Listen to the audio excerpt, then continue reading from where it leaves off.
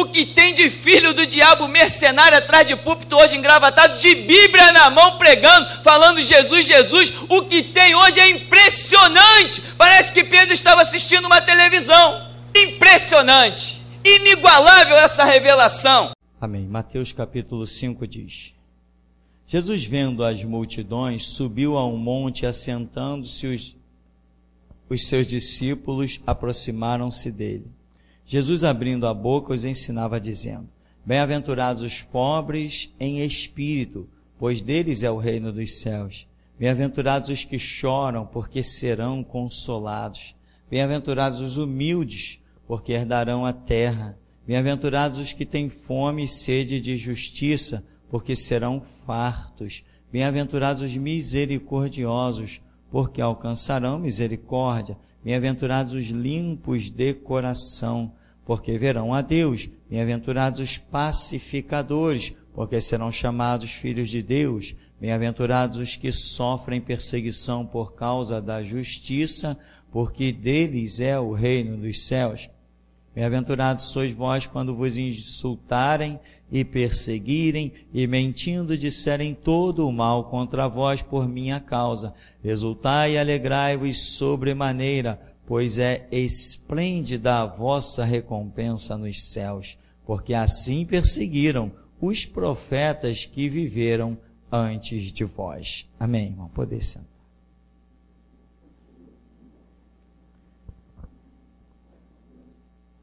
Irmãos, tem uma particularidade que eu acredito está incutida nestas bem-aventuranças.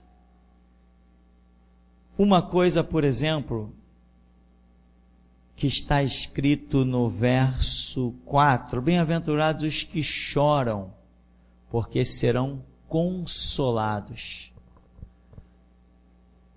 Isso é só um detalhe do nosso comentário. Bem-aventurados os que choram. Aí muita gente deve pensar que consolado vai ser aquele que está chorando, porque este que está chorando, ele foi injustiçado, ele foi magoado, ele foi ultrajado, então ele está chorando, então ele vai ser consolado, bem-aventurado. Não, eu penso diferente. O que eu penso? Eu penso que as bem-aventuranças estão relacionadas ao seu relacionamento com o seu próximo.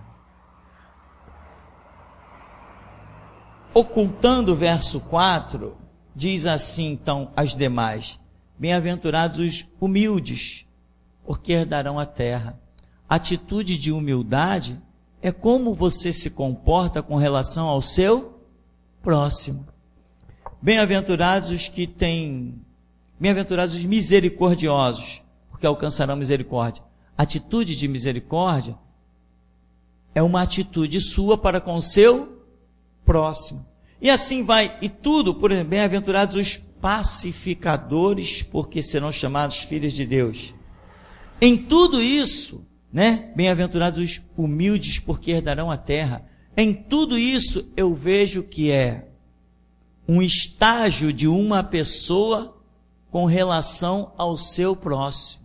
Então, quando o verso 4 diz, bem-aventurados os que choram, porque serão consolados, eu não vejo aqui alguém chorando por si mesmo.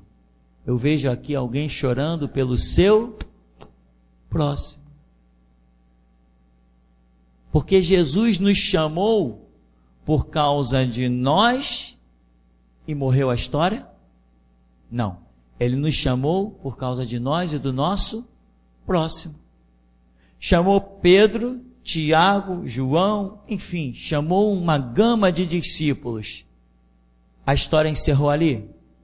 Não. O que Jesus disse para ele? Ide por todo mundo e pregai o evangelho. Deus os chamou, mas queria que no coração deles estivesse o seu próximo.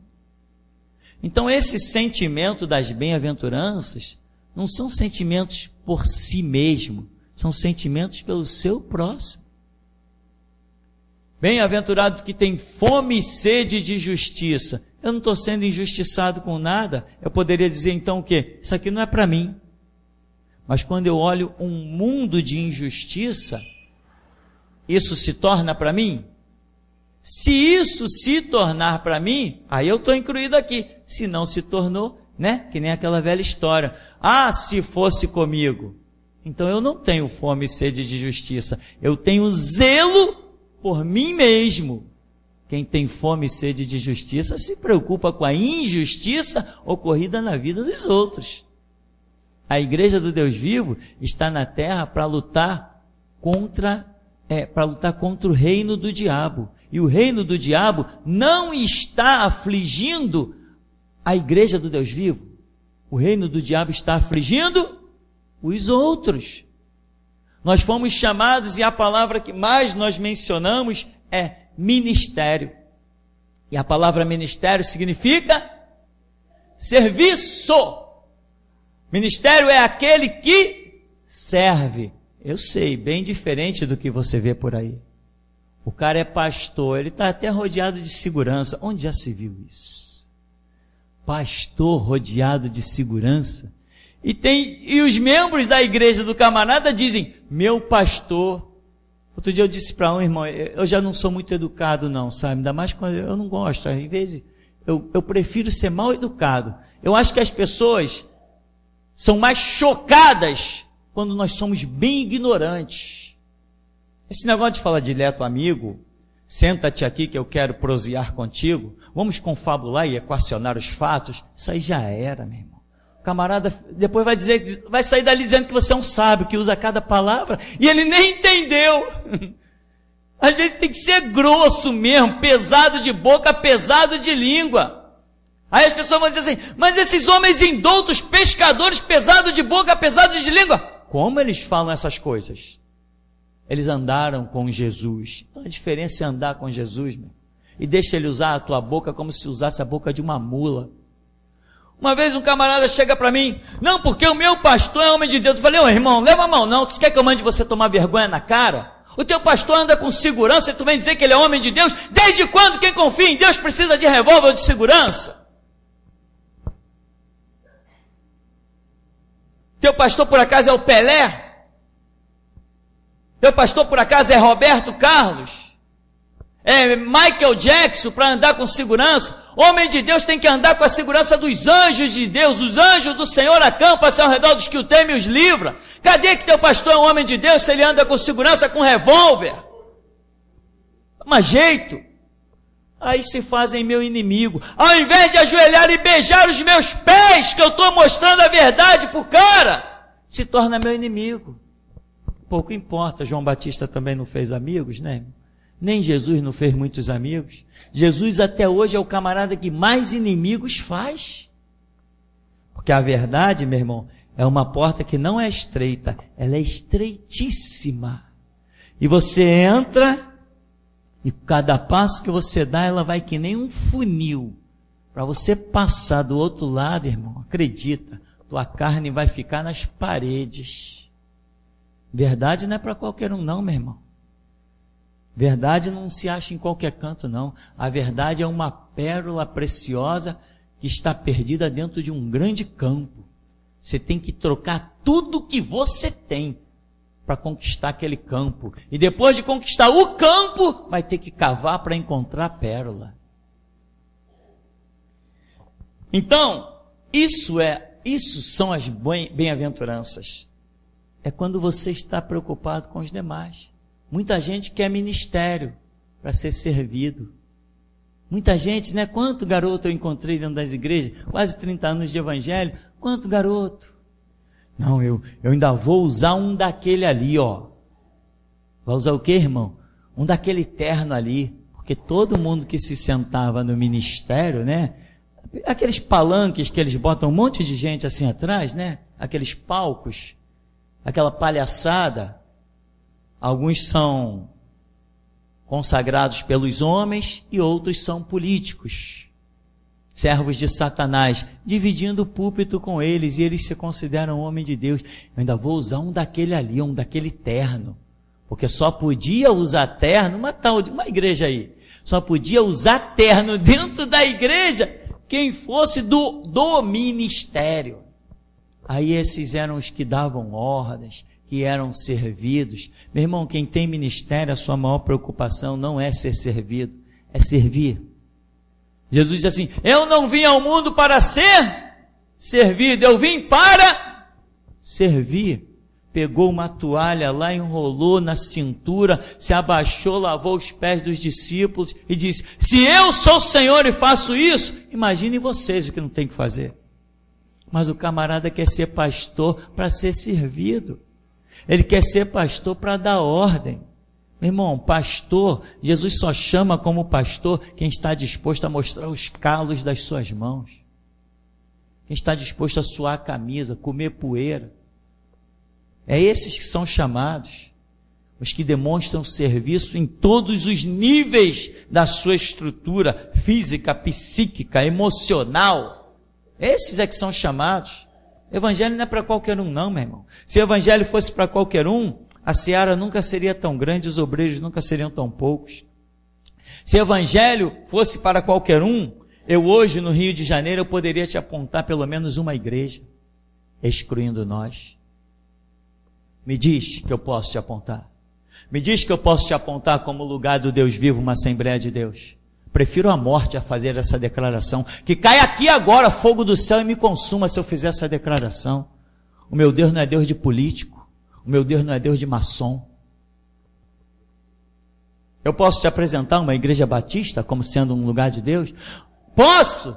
Você indicaria o teu filho para ficar lá dentro? Então não posso. Então, veja que a coisa mais difícil é realmente Deus levantar obreiro. A coisa mais difícil é se formar uma igreja. Eu ainda tenho um sonho, meu irmão. Eu tenho um sonho de ver pastores saírem desse ministério. Essa semana mesmo eu conversava com a minha esposa. Poxa, quantos projetos eu já tive frustrado, né? De Deus apontar pessoas que ia levantar pessoas e essas pessoas deram o primeiro passo e brufit, caíram. Nós até mencionamos o nome de um irmão aqui da igreja. Eu tenho esperança naquele irmão, eu dizia. E ela, parece que sim. Vamos aguardar. Amém, meu irmão? Queria eu que Jesus passasse um vento aqui, ó. Quando eu olhasse, eu estivesse assim praticamente sozinho. Porque Deus levou um para o norte, outro para o sul, outro para o leste, outro para o oeste. Mas por onde você passar, quando alguém olhar por onde você passou, tem que ver um rastro de fogo. Se não, meu irmão, fica sentado aí mesmo, fazer o quê? Agora, esse é o ardente desejo do meu coração. Você não está aqui para me servir, você não está aqui para trazer o seu dízimo e eu ficar desfilando por aí. Aliás, se eu quisesse o seu dízimo, eu pregaria qualquer coisa, menos o que prego. Porque às vezes dá a impressão que o chicote é tão violento que eu digo, no próximo culto não tem mais ninguém. E que diferença faz se não tiver? Para mim não faz a mínima diferença. Eu preciso todas as noites deitar no meu travesseiro, olhar para dentro da minha alma e dizer: Deus, hoje mais uma vez eu fiz a tua vontade. E o amanhã, que se exploda o amanhã, ainda que o sol não se levante, o meu Deus estará sempre de pé. Amém, meu irmão? Essa é a realidade, irmão. Agora, irmão, a palavra ministério significa serviço. E muita gente quer ministério para ser servido. Não, meu irmão. Quem é o maior entre nós? O que Jesus disse? Quem quiser ser o maior, que seja o que mais serve. Os valores por aí estão completamente invertidos, meu irmão. Chega ao ponto absurdo, inescrupuloso, de pessoas às vezes estarem numa situação e quando vai se apresentar para alguém, esse aqui é meu amigo, esse aqui é o fulano, tá? Prazer, eu sou fulano de tal, eu sou pastor. Caramba, o que interessa que você é pastor? Tu é pastor num rótulo? Tu é pastor mesmo? Abre a boca que eu quero ver se o Espírito Santo fala pelos teus lábios. Se o Espírito Santo não fala pelos teus lábios, não vem com blá blá blá, diz que tu é pastor. Tu é igual a outro qualquer. Pastor é aquele que o Espírito Santo fala pelos lábios dele. Se não falou, não é nada. Servo do Deus vivo é aquele que dentro de si tem a essência do Deus vivo. A terceira pessoa da Trindade. Esse é servo do Deus vivo. Esse papo de sou é nada, meu irmão. Quem é não precisa falar, porque os céus dirão: este é meu filho amado em quem tenho prazer. Sou pastor. De vez em quando eu me surpreendo com uns desses. Às vezes um irmão que me conhece: pastor Tupirani, vem cá, quero te apresentar aqui o irmão. Quando apresento o irmão, eu sou, prazer, eu sou fulano de tal, eu sou diácono. Eu quero ver se lá no céu Jesus vai tocar a trombeta e dizer: se apresentem os diáconos. Mas eu imagino que lá no inferno o diabo vai dizer assim: é hoje, venham a mim os diáconos. Lá no céu não tem diácono, meu irmão. Lá no céu não tem pastor. Lá no céu só tem servo do Deus vivo. Então, irmão, Deus chama. Vou dizer uma coisa para você: todos nós já nascemos com o chamado de Deus. Quem foi aquele? Jeremias, né? Jeremias, antes que te formasse no ventre, te conheci. Antes que saísses da madre, te consagrei, e as nações te dei por profeta. Irmão, presta atenção no que eu vou te dizer. Quando Deus te criou, Ele já estava te criando para o serviço dEle.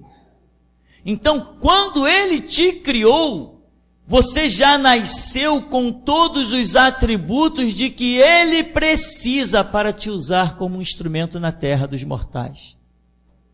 Você já nasceu pronto. Você já nasceu dentro de si com um conceito ético, com um conceito moral. Você já nasceu com isso. Ou você precisava estar na igreja para alguém te dizer o que é certo e o que é errado? Ora, faça-me o favor. Você precisava entrar na igreja para ouvir: não matarás, não adulterarás, não dirás falso testemunho, não vai cometer injustiça contra o teu próximo, não vai espreitar o sangue inocente. Você precisava entrar na igreja para ouvir isso? Ora, faça-me o favor, ninguém precisa entrar na igreja para ouvir isso. De jeito nenhum. Você já nasceu com os atributos, Deus já te criou com os atributos necessários. Mas o que acontece? É como o canto. A Escritura nos revela que Deus criou o homem para louvor da sua glória. E o Senhor Jesus vem e diz para a samaritana, em João 4, que Deus procura os verdadeiros adoradores, que adoram o Pai em espírito e em verdade. É uma coisa fantástica, que ultrapassa certos limites. Deus já nos criou com a aptidão de louvar, de engrandecer, tanto no nosso íntimo quanto na nossa expressão, com garganta. Porque diz lá no Antigo Testamento que quando Israel se reunia para louvar a Deus, era tão tremendo que a terra tremia. E os povos das nações vizinhas sentiam a terra tremer e sentiam emanar uma radiação espiritual de unção e poder de Deus que vinha do templo de Israel. E as nações vizinhas diziam o seguinte: o Deus dos hebreus baixou ao arraial deles. Nós já nascemos com atributos para louvar, cantar. Nós não seguimos um instrumento, é o instrumento que nos segue. Quando nós cantamos e jogamos a voz numa tonalidade de dó, ela já tem um caminho para seguir. E isso foi detectado e criou-se os instrumentos, formou-se as notas fundamentado na nossa voz. Não somos nós que cantamos de acordo com a nota musical. É a nota musical que é feita de acordo com o que nós cantamos. Nós já fomos preparados para Deus para isso, para louvor da sua glória. Só que todo mundo canta? Todo mundo pode cantar, todo mundo pode adorar. Mas tem umas vozes que não dá nem para ouvir. Já nascemos com esse atributo, mas se não nos empenharmos, se não treinarmos, esse atributo ele não aflora, ele não desperta. Irmão, você já nasceu com o atributo de ser um pastor. Você já nasceu com o atributo de curar enfermo, de expulsar demônio. Mas se você não se empenhar, não se exercitar, isso não aflora. Mas está aí dentro de você. O que você precisa para tudo aquilo que Deus quer na tua vida, você tem. Já nasceu, já está dentro de você. E Ele ainda veio e derramou sobre ti o óleo da unção, a graça do Espírito, as revelações. Mas o que Ele precisa de usar em você já está aí dentro de você. Mas é como um canto. Se você não se esforçar, se você não se empenhar, a sua garganta nunca vai corresponder às notas com perfeição. Mas você pode cantar, mas vai cantar defeituosamente. Como se costuma dizer, né? Parece um gato miando quando a gente brinca, né? Porque a pessoa, está desafinado, está fora do tom, essas expressões. Agora, vê uma pessoa que treina ali uma aula de canto 6 meses, 1 ano. Deixa ele abrir a boca. Diz que ele está desafinado. Diz que ele está fora do tom. Mas o atributo do canto já nasceu dentro dele, porque como ser humano nós fomos criados para louvor e glória do Deus vivo. Você já nasceu, meu irmão, com a habilidade de tocar um violão. Você já nasceu com a habilidade de tocar uma bateria, tocar um teclado. Você já nasceu com isso. Agora, outros fatores vão incidir para que isto aflore. Mas acredite, Deus desde o seu nascimento já olhou você e te separou pelo que Ele já colocou, deixou ser gerado dentro de você desde o ventre. Isso tudo já está dentro de você. Você já foi separado para o serviço de Deus. E se Deus te chama a uma congregação, te chama a uma igreja, Ele está te chamando a um serviço, meu irmão. Acredita no que eu vou te dizer, vou repetir aqui nesse lugar, não sei quantos anos já falei isso. Deus não te chamou para somente entrar por essas portas, sentar no banco e ir para a tua casa. Se isso está acontecendo, meu irmão, e você vê o tempo passar e não vê essa rotina mudar, meu irmão, tu está fora do projeto de Deus. Alguma coisa você precisa reconhecer, retroceder. Alguma coisa você precisa recomeçar, porque definitivamente Deus não chama ninguém para ficar simplesmente sentadinho no banco da igreja. Sabe por quê? Porque a seara é tão grande, poucos são os obreiros. Por que Ele vai te chamar para ficar aí sentado? Ele tem contigo uma obra, só que é uma grande obra. Então tem que despertar, tem que se envolver. Deus chama a todos? Chama. Mas quem quer o chamado de Deus, se envolve. Eu hoje, meu irmão, eu nunca fiz curso de pedreiro. Nunca fiz curso de mistura de massa. Nunca fiz curso de montar coluna. Nunca fiz nada disso. Quis aprender. O que eu fiz? Eu fui para perto daqueles que sabiam. E eu comecei a observar. Como é que se passa um arame para prender um estribo? Como é que eu posso montar um estribo? Eu ficava olhando, como é que aquele cara faz aqueles estribos direitinho? Eles viram aquilo na Torquês? Eles viram aquilo? Como que eles fazem aquilo? Aí depois eu descobri, o camarada monta uma bancada, põe ali o espino, uma coisa muito simples, arranja um cano, vai virando ali, uma coisa boba. Mas as coisas podem ser por mais bobas que sejam, se você não aprende, você não sabe. Hoje, se tiver que montar colunas, se tiver que fazer muitas coisas em obra, eu faço, eu ajudo. Por quê? Porque um dia eu me envolvi, eu tive a vontade, eu tive o desejo. Tem gente que diz assim, pastor, eu queria tanto tocar um violão. Queria mesmo, irmão? Faz que nem eu. Primeiro dinheirinho que eu tive na minha mão, depois de anos que eu já estava na igreja. Um dia eu saí, fui demitido do Bradesco. Saí com aquela rescisão, uma graninha a mais na mão, passei em frente a uma loja de instrumentos musicais. Eu falei, puxa, agora eu posso realizar o meu sonho. de comprar um violão. Hoje você compra violão a preço de banana, meu irmão.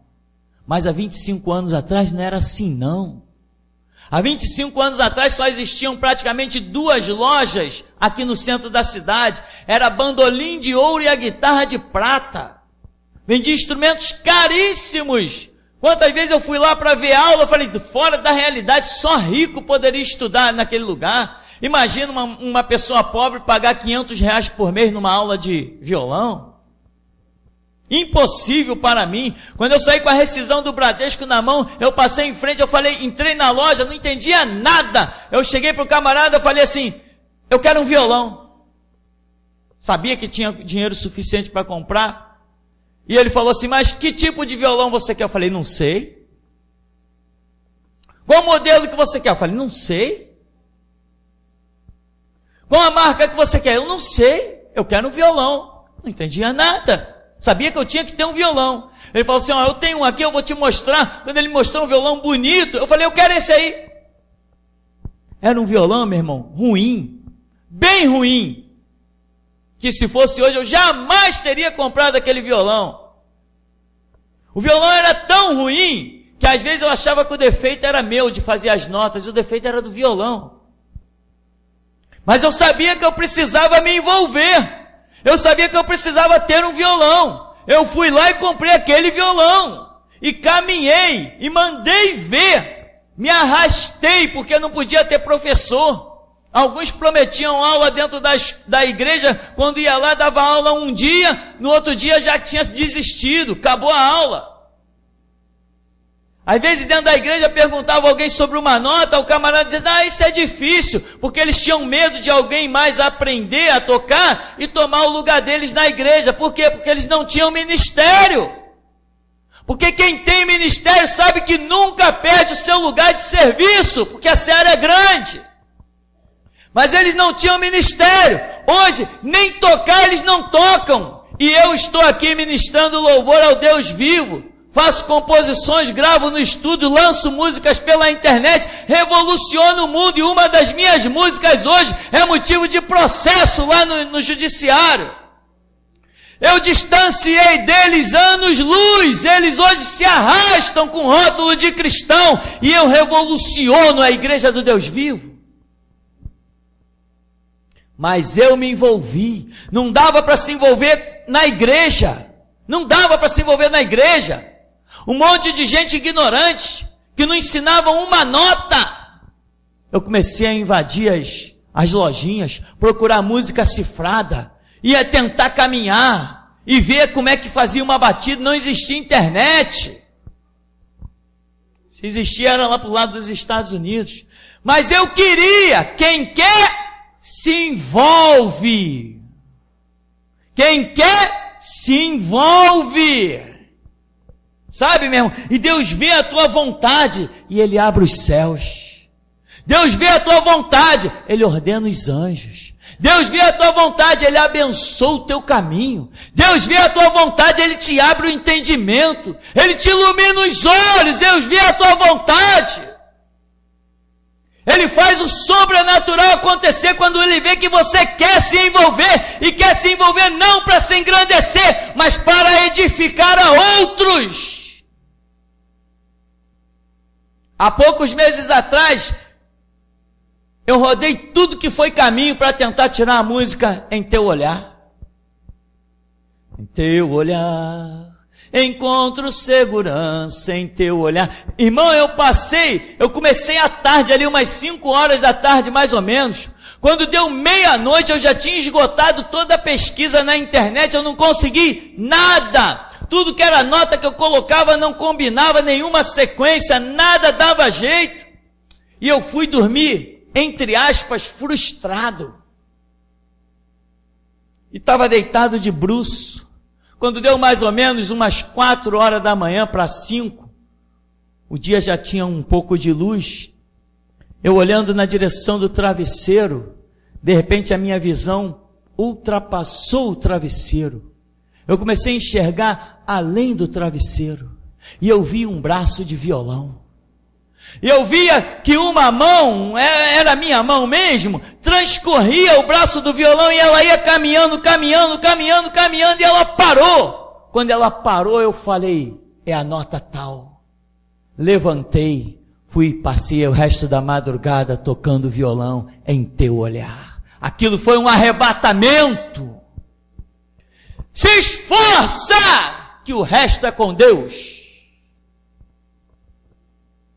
Hoje, quando eu toco essa música aqui em teu olhar, irmão, eu não sei o que você sente, eu sei o que eu sinto.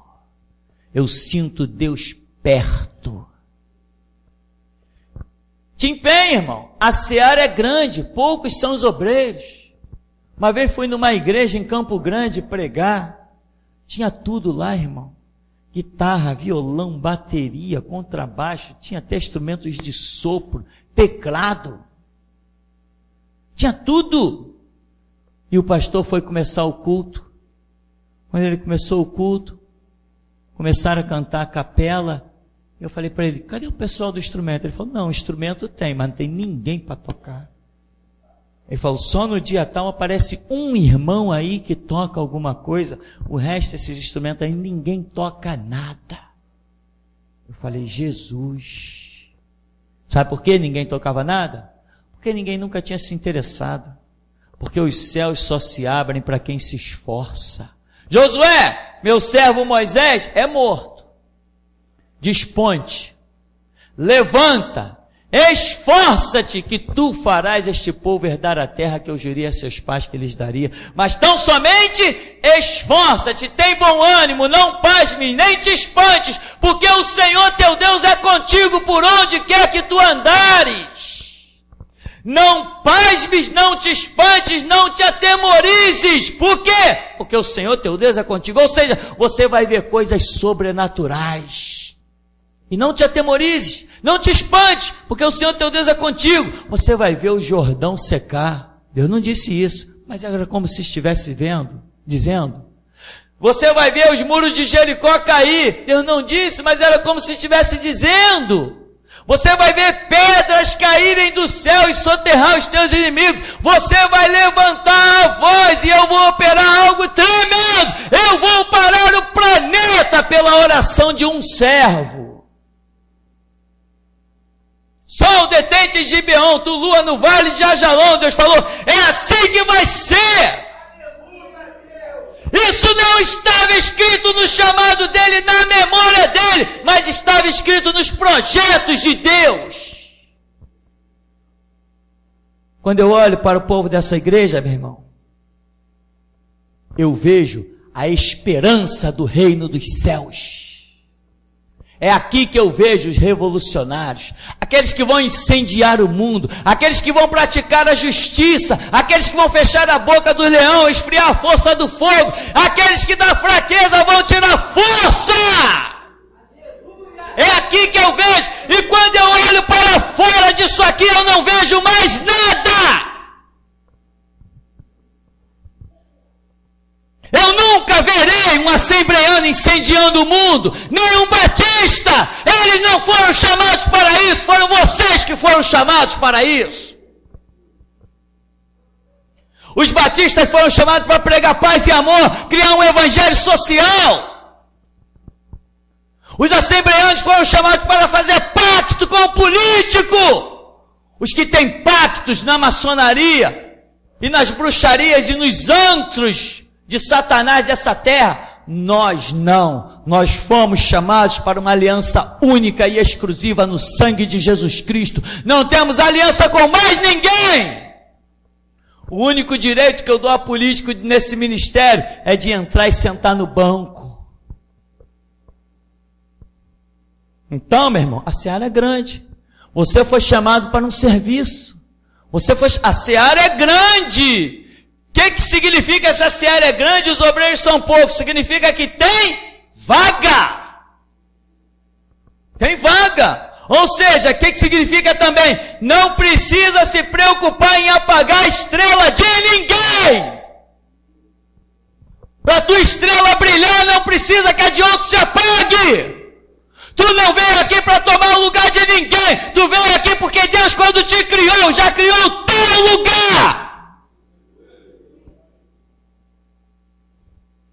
O que você sabe, pode ensinar, pode passar. Tu ralou, tu deixou o couro na estrada para aprender alguma coisa. Não te preocupe com isso, foi Deus que te capacitou na tua via dolorosa. Passa conhecimento, é repartindo que as coisas se multiplicam na tua vida. É dando que se recebe, mais bem-aventurada coisa é dado que receber. Viva, meu irmão, viva um evangelho pleno, se entrega, chega lá, faz que nem Davi, Deus, vê se há em mim algum caminho mau e guia-me pelo caminho eterno. Irmão, eu estou estudando uma maneira de me sacrificar um pouco mais. Eu tenho tentado orientar pessoas nesse ministério na música, eu tenho tentado orientar no canto, mas o que acontece? Eu acredito que Deus tenha me mostrado que sozinho ninguém vai a lugar nenhum. E eu tenho entendido que o que eu aprendi sozinho foi para poder ensinar vocês que não vão conseguir sozinho. Eu estou estudando um dia da semana aí.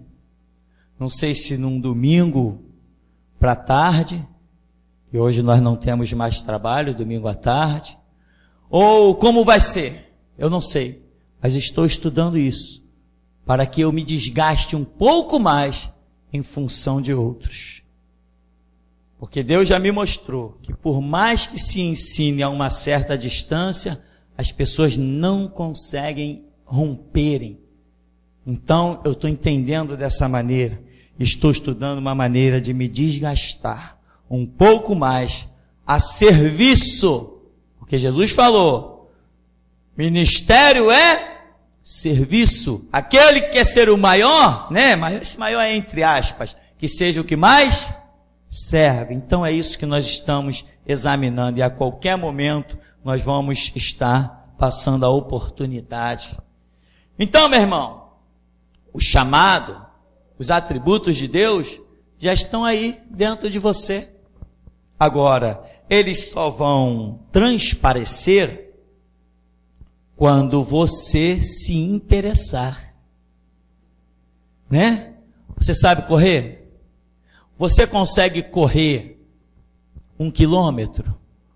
Talvez tenha alguns aqui, pastor, eu corro 1 quilômetro tranquilo. Sim, tem alguns que dizem aqui, pastor, eu corro 1 metro. 1 metro já põe a língua para fora.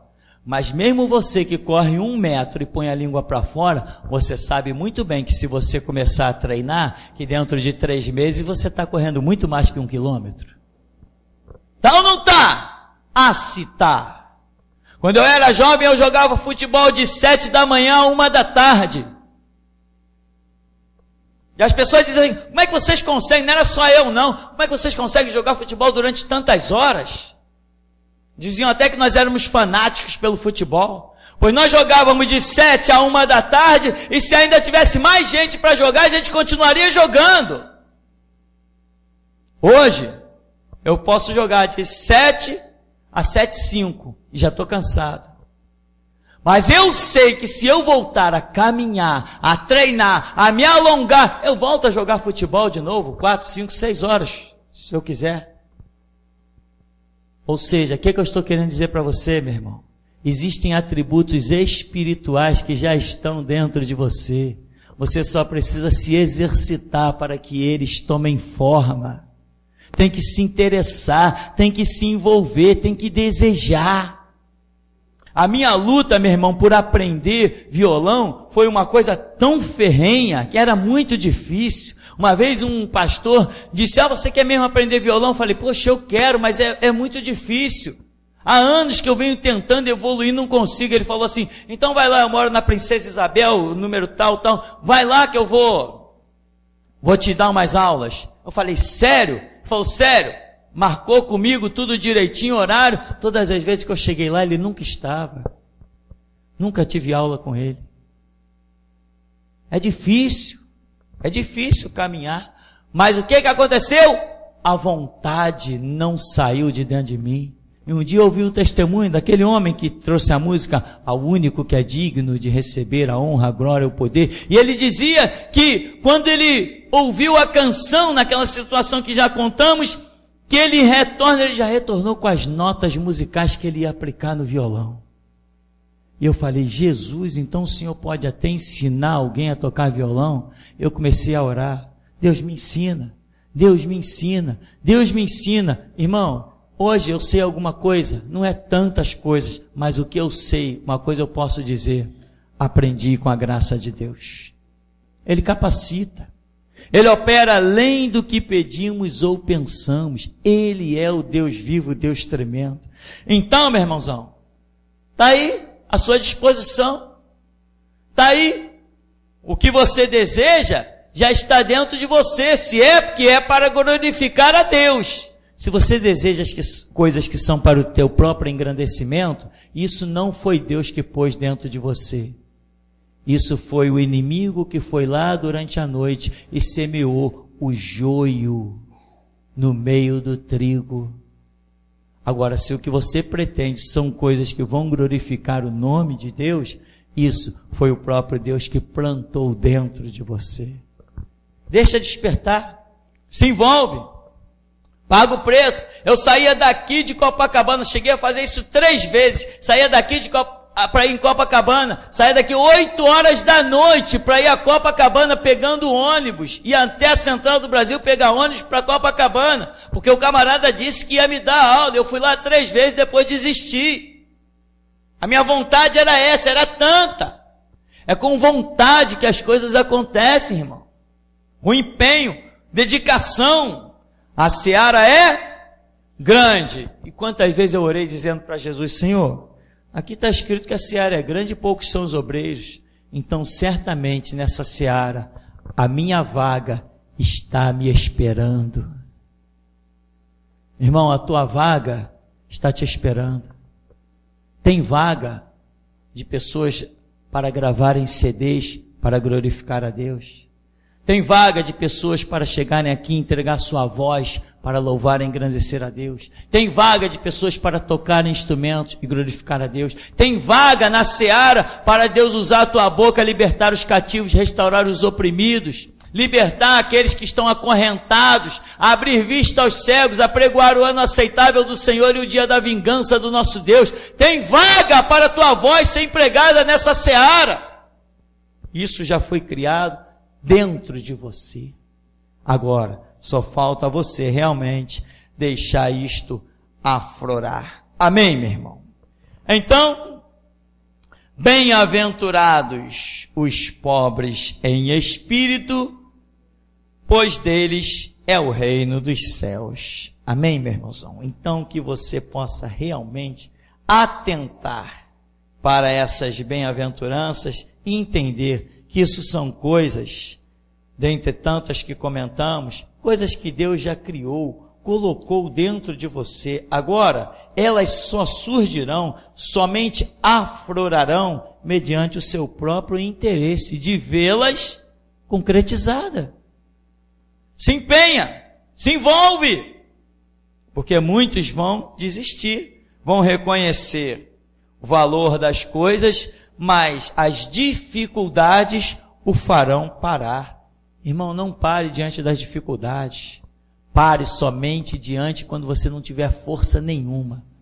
Veio correndo, não deu, vai andando, não deu, vai rolando, não, vai se arrastando. Quando Deus olhar que você empreendeu todas as tuas forças e não conseguiu, aí você vai saber o que o Senhor disse assim, ó. Eu te ajudo, eu te sustento com a destra da minha justiça. Mas primeiro tem que entrar o teu empenho, o teu esforço. Amém? Até aqui nos tem ajudado, Senhor.